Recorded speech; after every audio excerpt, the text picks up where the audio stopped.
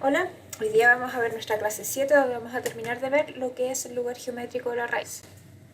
Comenzando con cuáles son los contenidos que vamos a ver en esta clase, vamos a ver un ejemplo de cómo calcular el lugar geométrico de la raíz y nos vamos a ir fijando en todos los puntos y todos los detalles que hay que ver. ¿Cuál es la función de transferencia que vamos a tener en este caso? Acá tenemos el mismo sistema, un sistema en lazo cerrado que tiene una ganancia K cualquiera, que va a ser este controlador. Recuerden que también podría ser un controlador PI, y ahí nosotros vamos a querer ver la ganancia total. Vamos a tener una planta dada y una realimentación que puede ser un sensor. Todos van a tener las plantas. Y en este caso les decimos que la planta del sistema está dada por, bueno, acá ya está el K incluido, del controlador, K por S cuadrado más 2S más 2 sobre S por S a la cuarta más 9S al cubo más 33S cuadrado más 51 por S más 26. Y el sensor tiene una función de transferencia igual 1. Sabiendo cuál es entonces el sistema con el que vamos a trabajar, los próximos pasos son seguir los pasos básicamente que ya hemos visto y encontrar la función de transferencia en lazo cerrado y la ecuación característica. Sabiendo eso, entonces, como les decía, tomamos la ecuación característica. Ustedes ya saben que va a ser 1 más K la ganancia, que en este está incluida en la planta por GP. No pongan, por favor, K al cuadrado, es solamente 1, por H, que en este caso es 1, igual a 0. Entonces, despejan, reemplazan, y luego pasan multiplicando el denominador para dejarlo en forma de la ecuación característica. Y les queda que la ecuación característica de este sistema es S a la quinta más 9S a la cuarta más 33S al cubo más 51S cuadrado más 26S más K por S cuadrado más 2S más 2 igual 0.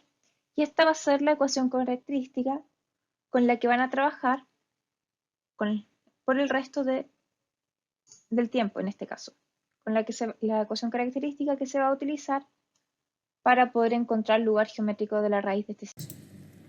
Luego tenemos que determinar cuáles van a ser los puntos de partida y de término de nuestro lugar geométrico.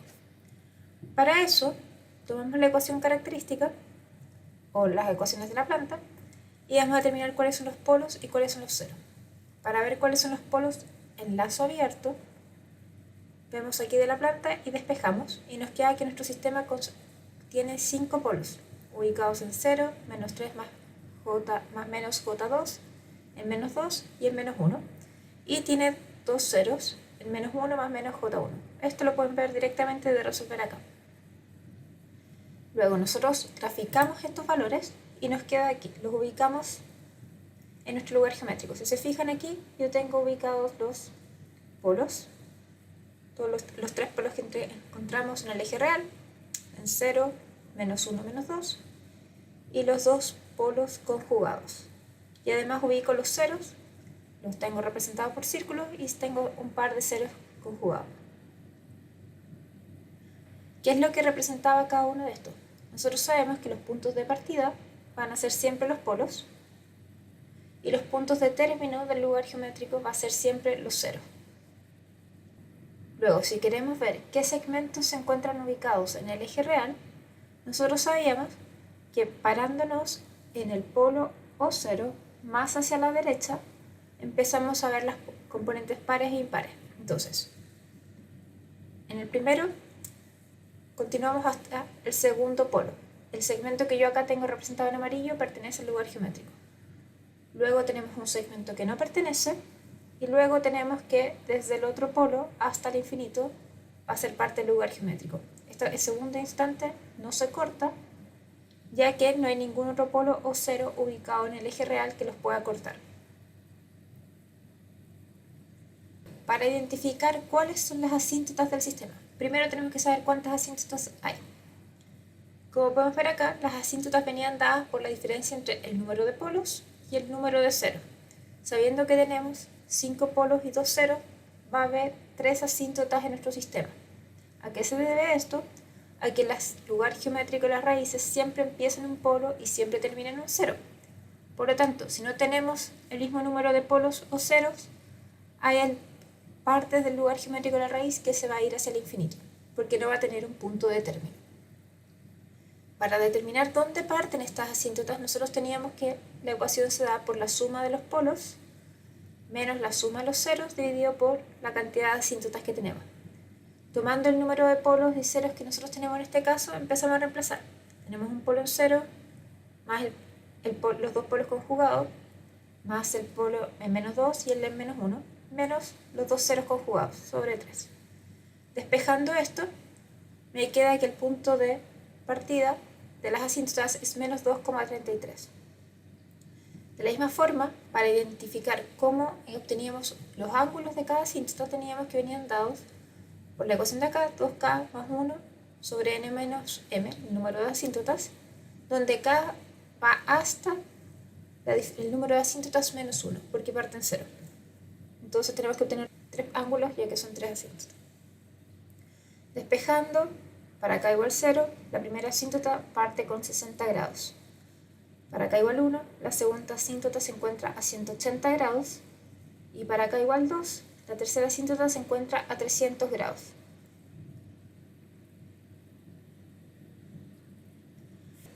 Sabiendo esto, sabemos nuestro punto de inicio y los ángulos de cada asíntota, lo ubicamos en el lugar geométrico. Acá, si se fijan, yo estoy continuando lo que tenía antes, tengo mis polos y mis ceros y tengo las posiciones en el eje real. La posición del inicio de la asíntota lo acabo de mostrar con este punto azul. Y ahora desde este punto azul yo voy a marcar los 3 ángulos. Si se fijan, me quedan 3 rectas. La primera, acá tenemos 60 grados, 180 grados y 300 grados. 300 grados pueden ver que es el equivalente, es decir, menos 60 grados.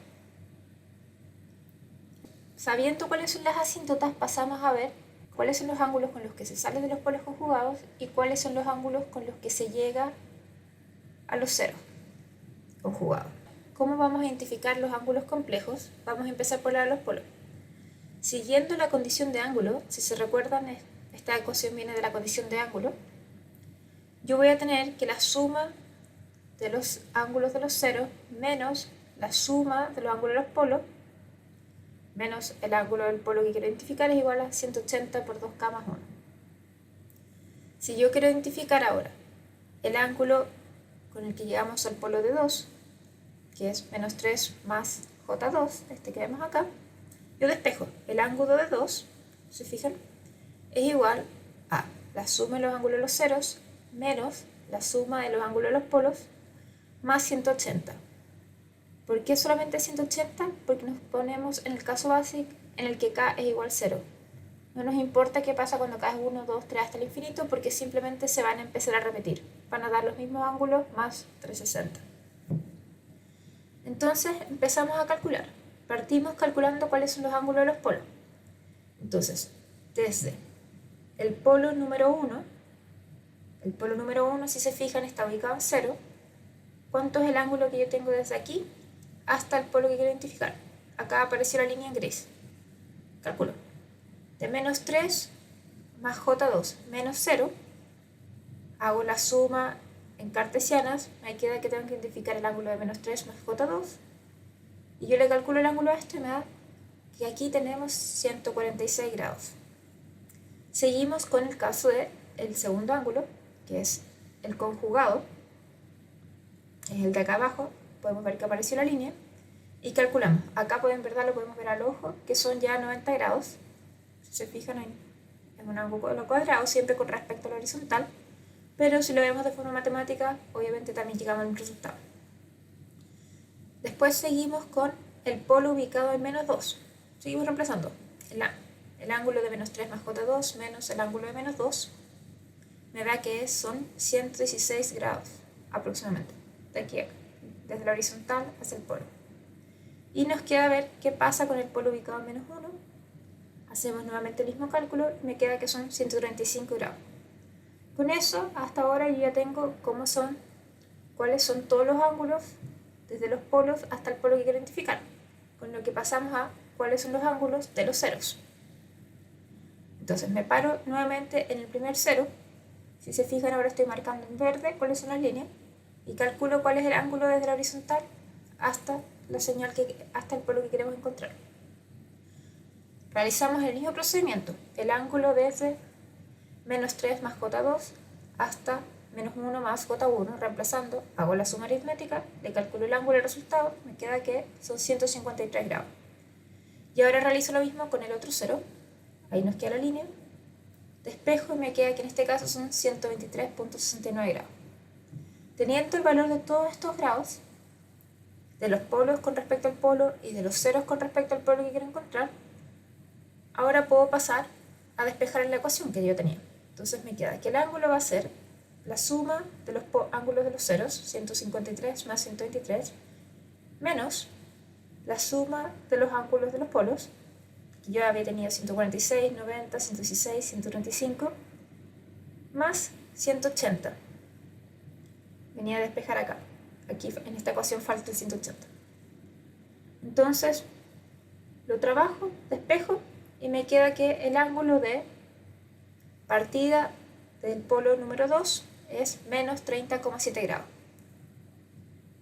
Y ahí estoy marcando en negro en el gráfico cuál va a ser el ángulo con el que sale el lugar geométrico desde este polo. Ahora, si lo queremos ver para el polo conjugado, como son simétricos todo este sistema, va a ser simplemente al revés. Entonces, si yo sé que uno es menos 30,7, el otro va a ser más 30,7. Y con eso ya encontré los ángulos de partida de los polos. Me falta determinar cuáles son los ángulos de llegada de los ceros. Los ángulos de llegada, nuevamente tomo la misma ecuación, la suma de los ceros menos la suma de los polos más el ángulo que quiero determinar del cero va a ser 180 más 2k más 1. Nuevamente porque esta ecuación viene de la condición de ángulo. Y yo quiero esta vez despejar el valor de acá, el valor del cero. Y empiezo de la misma forma. Primero calculo los ángulos desde los polos hasta el cero, hasta el primer cero. Si se fijan aquí yo ya marqué en gris desde el polo ubicado en 0 hasta el 0. Me queda que el primero son 135 grados. Después desde el polo conjugado hasta el 0, reemplazo menos 1 más J1 menos la posición. Me queda que son menos 26 grados. Después desde el otro polo conjugado me queda más 56. Desde este se queda sobrepuesto porque está en menos 2. Por ahí está la línea. Me queda que hay 45 grados. Y desde el polo ubicado en menos 1 me queda que hay 90 grados, porque si se fijan están en línea. Y ahora tenemos que hacer el cálculo para el único otro cero que hay. Acá aparece nuevamente marcado en verde. Y me queda que hay 90 grados desde un 0 al otro. Teniendo el valor de todos estos, yo reemplazo en la ecuación, me queda la suma de los ángulos de los polos menos el 0 más 180, despejo y me queda que el ángulo final son 29,79 grados. Este va a ser el ángulo con el que llega el lugar geométrico hasta ese 0, que ahí lo busqué en negro, lo marqué, más o menos va a llegar en ese ángulo. En el caso del 0 conjugado, nuevamente va a ser simétrico, como un espejo. Y con esto ya podemos saber cuáles son los ángulos complejos con los que se está llegando a los polos y ceros conjugados, y nos queda llegar al siguiente paso, que es identificar cuáles son los puntos de corte del eje real. Si se fijan acá yo tengo nuevamente los polos, los segmentos en el eje real y las asíntotas. Quité de este dibujo los ángulos de llegada y salida solamente para despejar un poquito el espacio, pero en la versión final obviamente van a aparecer. Entonces, ¿cómo sabía yo cuándo estoy cruzando el eje real? Habíamos visto que se veía de igualar de k de s a 0, que es lo mismo que resolver esta ecuación, donde tenemos la derivada del numerador de la planta sobre el denominador y la derivada del denominador por el numerador. Acá va lo mismo si tienen el primer componente negativo y el segundo positivo, o así, o como aparece en esta ecuación, ya que como está igual a 0, es idéntico. Entonces luego, sabiendo qué ecuación tengo que reemplazar, empiezo. Tomo el numerador, lo derivo, tomo el denominador, lo derivo, y resuelvo la ecuación, con lo que me queda que tenemos 4 soluciones, porque es una ecuación de orden cuarto. Todas estas soluciones son conjugadas. Como yo estoy buscando los valores en el eje real, sé que no puede haber conjugados y al tiro descarto estas dos soluciones. Estas no son soluciones. Con lo que me quedan estas dos opciones, la que se ubica en menos 1,4 y la que se ubica en menos 0,46. Mirando el lugar geométrico, acá donde ya aparecieron los dos puntos azules, la que se ubica en menos 1,4 no pertenece al lugar geométrico, porque si se fijan, no queda sobre la parte que pertenece, no queda sobre el amarillo. Y por eso mismo yo sé que este punto tampoco pertenece y no es un punto de corte. Por lo tanto, en este lugar geométrico tenemos solamente un punto de corte del eje real y es ese que se ubica en menos 0,46. Y ahí lo dejo marcado. Ahora, para saber cuáles son los cortes del eje imaginario, es decir, por 0, yo les había dicho que hay distintas formas de hacerlo. Una de ellas es reemplazar en la ecuación característica asumiendo que la solución tiene la parte real igual 0. Entonces reemplazo j omega. Acá yo lo reemplacé y después lo separé en la parte real y la parte imaginaria. Y ahora tengo un sistema de ecuaciones de 2 ecuaciones y 2 incógnitas.